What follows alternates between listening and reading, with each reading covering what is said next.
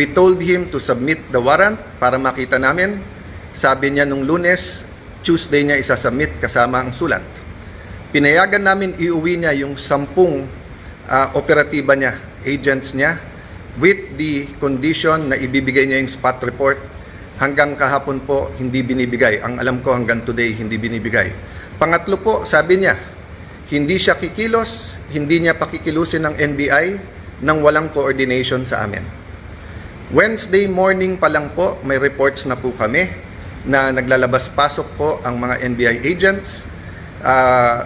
Naka-alert na po kami ng Wednesday. Pagdating po ng hapon ng Wednesday, paulit-ulit sinasabi po sa akin na meron pong NBI agents na naka-full tactical gear. Ibig sabihin po, naka-uniforme, may vest, may mahabang armas na nasa GSIS. Nagbigay ng contact person si NBI Director Matibag. Tinawagan namin yon at sinabi niya, pinapaabot ni Director, walang NBI sa Senate, walang NBI sa GSIS. Nung hapon, umakyat sa akin si General Mao at nagsabi po sa akin na may nangyayari sa mga pinto at yung GSIS ay nagsasara ng mga pinto at nagsasabing kahit senador po ang dadaan doon ay kailangan inspeksyonin. Sabi ko kay General Mao, pakianyaya sa head ng GSIS, administrator yung nagamit niya noon, I think he meant GM. Sabi ko, I'm willing to talk to him very calmly, please call him. The next thing I knew, meron na daw mga armado doon. I asked them to call NBI ulit. Sinabi na naman nila na wala. Samantalang kitang-kita na ng mga nakasuot ng NBI. The next thing we knew, may mga putukan na at akala po namin yan ay mga fireworks. Nagpuputukan na pala po sa baba. Still, they were denying that NBI yon. Kahit na yung mismong winarningan nila ay nagsabing NBI sila. So please look at the context. Alam natin under siege nung Monday or nasa loob ng Senado ang mga NBI. Alam po natin na nakipaghabulan sila. Gina-justify pa dahil ito daw po ang paraan na mag-arrest. Pagkatapos pinangako sa amin na wala daw pong NBI sa paligiran. Nandun na po ang Marines, nandun po PNP, libo po ang PNP sa labas, naging very transparent kami. Nakiusap kami na walang baril sa loob ng Senado. Tignan nyo po lahat ng video. So nung nangyari na po yun at hindi na po namin alam kung sino kakausapin dahil nagkaipitan na sa loob ng kwarto ang bawat isa, ginamit natin Facebook. Ang sumagot po ay si Secretary ng Interior na si John Vic Remulla. Dumating siya, sabi niya, please allow the police inside. Nag-usap kami, sinabi niya, secure kagad, I'll be there in 10 minutes, secure the CCTV. Agad kong sinabi, kay as soon as nakaakyat na po si Sergeant at Arms Mao, sabi ko, secure the CCTV room, huwag niyong gagalawin. Pagdating ng mga police, make sure you have 2 copies, isa sa kanila, isa sa amin, para hindi po matamper. Yun din po pinag-uusapan ng ibang senador sa loob ng room. So nung sinabi po ni Jinggoy na itago, ang ibig niya sabihin, make sure walang makakuha kung hindi po yung police. At sinagot siya nun, kung tinuloy yung video na yon, may sumagot na nakasecure na po. As soon as Secretary Remulla came, the first thing he did was kamustahin kung okay kami, kung secured yung mga senador. Then tinanong yung CCTV and then nagpaalam kung pwede i-sweep floor by floor at pumasok yung iba pang pulis. Technically, I could have said it was under Senate jurisdiction. But he gave me his word and he followed his word that this will be a investigation that is independent. So dalawa po, joint investigation to. Lahat po ng CCTV agad binigay. Pangalawa po, lahat ng crime scene hindi po namin tinago. In fact, sa GSIS hindi kami makapasok, pulis lang. Kaya bago umuwi si Secretary Remulla at si Chief PNP Nartates, hiningi ko na makapasok din po. Kasi nung una, inilalabas ang narrative ng iba na wala daw putok from the other side. Nung una, isa pa lang ang nakitang putok o bala na tumagos galing sa kabilang side. Pero nung pinayagan kami sa loob at nung pagkatapos po na inusisa ng mabuti ng PNP, nakita po na may at least 5. So what am I saying here? This is the results of the independent investigation so far. the President, and I thank him for calling, checking how we are, and assuring us that he told everyone to stand down, the military, the PNP, and the NBI. But I told him, sir, the NBI has been lying to us. Sabi niya, hindi, susunod sa kanya yung NBI. Sabi ko, sir, with all due respect, nandito naman si Sec. John Vic, siya na mag-report sa'yo. So, dun sa mga nagsasabing this is stage or whatever, di ba, we allowed every single transparency measure, we allowed the investigation. In fact, pag akyat namin ng 5th floor, kahit wala sa usapan, sabi po ni Secretary Remulla, ibaba ang mga armas ng USAA. I saw his wisdom para nga hindi magka-enkwentuhan, para hindi magkaroon ng miscommunication or hindi questionin ang intention ng bawat isa. Pinababa ko sa mga USAA yung mga armas. Sa 5th floor yon. We went to the 1st floor, nakita nyo naman yung press con. After the press con po, may nahuli na sinasabi niyang confidential assistant, confidential agent po siya. Confirm po yan at kinasuhan na po yan. At sinabi din po niya kung sino nag-utos sa kanya na taga-NBI. It is about this time na nagsimula pa lang mag-iba ng narrative ang NBI. Biglang umamin na nandun at biglang may sulat daw na ang GSIS ay nag-request ng security. Kailanman po, wala sa history ng GSIS na NBI ang kanilang tatawagin. Parati po yung pulis. Ang NBI po ay hindi taga-secure. And even assuming for the sake of argument, may usapan na po kami ni Director Matibag na in the building, around the building, kasi pinangako niya sa akin walang checkpoint sa labas ng NBI. Samantalang nakita namin po yung video, NBI, pinabubuksan po yung mga kotse ng senador. This was on Monday. So sunod-sunod po ang kasinungalingan po ni NBI Director. I believe he's lying to the President. That is my personal belief. I believe he is giving him false narratives. Kasama po nila si Senator Trillanes nung Monday. Senator Trillanes had no personality to do that, but he is in coordination with many. Let me express my sadness, my regret. First time po na ganito nangyari sa Senate. Usually po, nabangga lang, nauntog lang yung isang senador, nadapa. Nandyan na yung 24 to see how you are. Usually po, may threat pa lang sa Senate, pupunta na dyan lahat to see how. But makita nyo naman po, parang bula na wala po yung buong minority. Pagkatapos, wala kaming narinig hanggang mga 10, 10:30. Nung sinabi lang po, ay 9, 10, I don't know the time anymore. Nung sinabi lang ni Senator Camille that we're okay, doon lang nagparamdam yung iba. And then ngayon, sunod-sunod, galing sa minority, pinagbibintangan pa ang majority at ang Senado. Pinaligiran tayo ng NBI, naka-full tactical gear. When we defended ourselves sa Senado, sasabihin nyo pa, nakakalungkot at magulo ang Senado. Nakakalungkot po because never nangyari to sa institusyon ng Senado. Even po yung mga kapatid natin sa kaliwa, sa progressive group, nandyan po ako nung Batasan 5, hindi natin pinayagan na arestuhin kayo dyan sa loob. Kasama ko pa ho si Senator Lacson noon na binisita kayo. Binigay namin ang moral support. So alam nyo po anong ibig sabihin po ng courtesy ng wag mag-aaresto sa Batasang Pambansa or dito po sa Senado. Having said that po, there are different issues na sinagot ko na sa inyo. But I'm going live today because I heard the Ombudsman will do an independent investigation. That is good news. But I also heard that he issued a suspension against General Mao. Assuming for the sake of argument that it is a valid suspension and the reason is a preventive suspension para hindi magulo yung investigation, number one, there is a duty to inform us so that we can replace, so that we can make sure na safe ang Senado. Remember, the impeachment is going to start on Monday.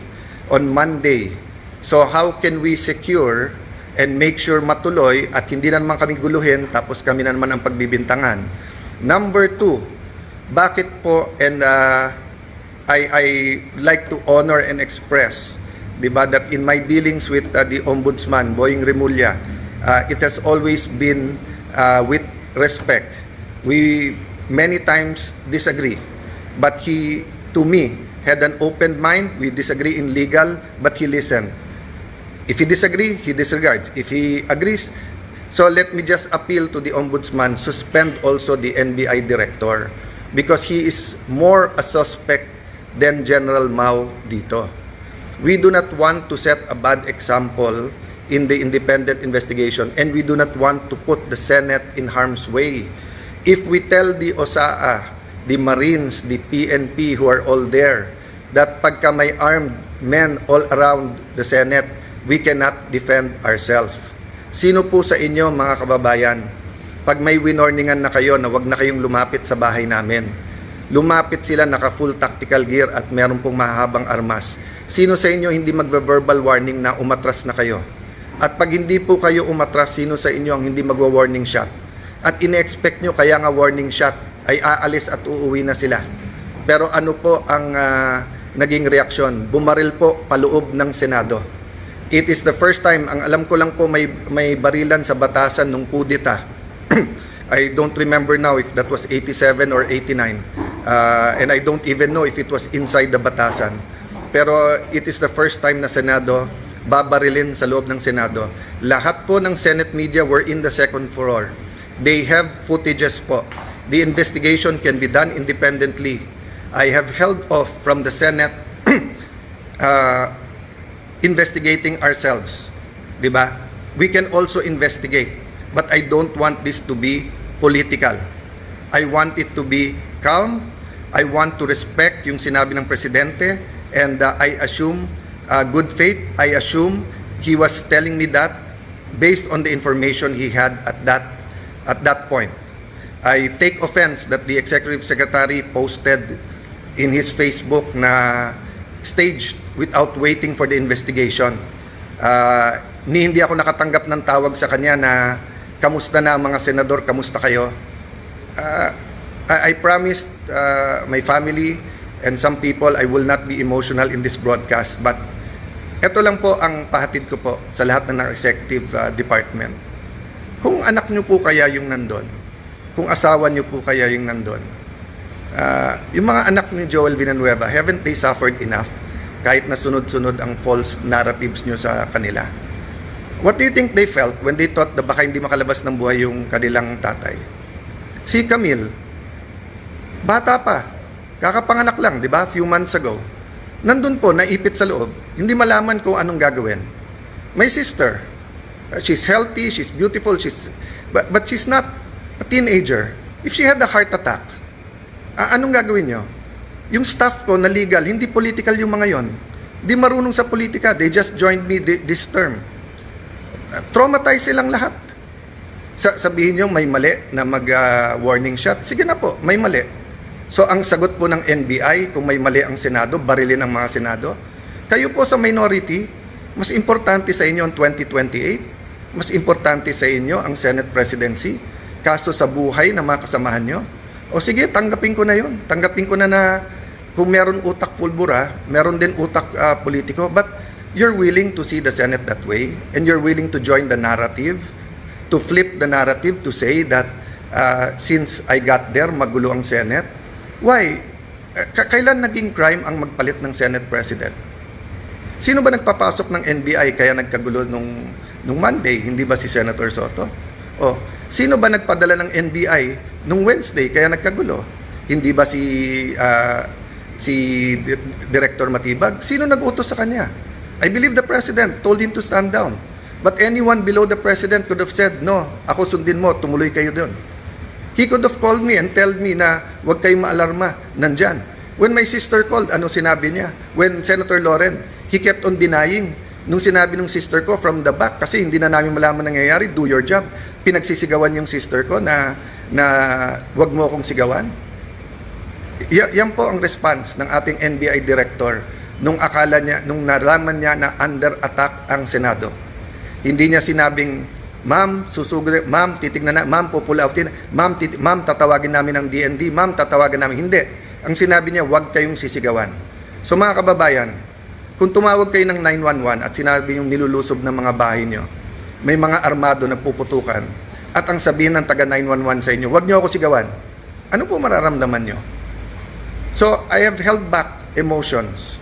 I have tried to answer as much as I can. I have a narration of facts. I have the videos. I could have made accusations yesterday sa harap ng media. They know what really happened. But I didn't. Why?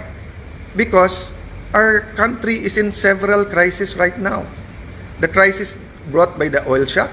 So I want the 5 or 7 bills that can help us. Tinawagan pa ho ako ng DepDev, yung dating NEDA na secretary, kasi biglang kinancel ang LEDAC sa Tuesday at sabi ko, willing ba akong ituloy? Ikaw, willing po, dahil napaka-importante to. At sabi niya may i-discuss na new taxes na importante. Sabi ko, willing to listen. O yung pala, sinasabi ng mga kasamahan namin, kinakausap at tinatawagan at yung iba'y tinatakot dahil kailangan daw magpalit ng Senate President sa Monday. Politika na po yun, isang tabi natin yun. Let's go back to the main issue. The integrity of the Senate. The President used to be a senator. He understands this. That's why he went on national TV. I believe that's why he called. Because he wants to make sure we know in the Senate that he will not allow that.